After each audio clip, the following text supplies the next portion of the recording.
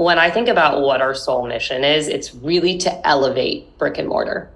If you think about brick and mortar, it has been around since like the beginning of commerce, right? There's just always been corner store. Like it's just something that has just carried the test of time. Mm-hmm. And what was wild to me in building Glowbar was, I'm opening these new locations. They're performing so well, and there is no obvious centralized source of capital for me to continue scaling my cash flow positive business.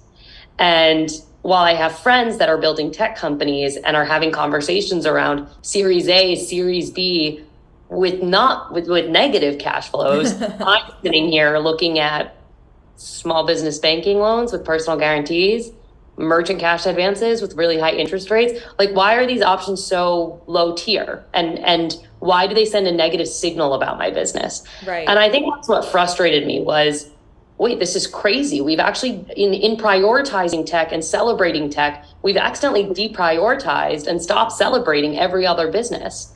And as a result, it's almost like the golden stars go after tech. And if you're doing anything else, like, yikes.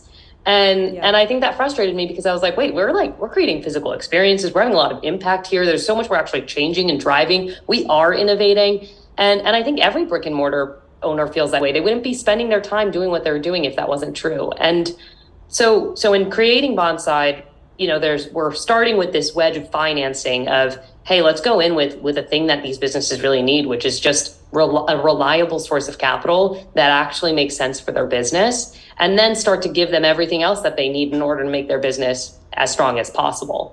But the approach that we're taking to doing that is one that elevates them in the process and actually celebrates them for what they're doing and doesn't feel like a second tier option or like the option of last resort.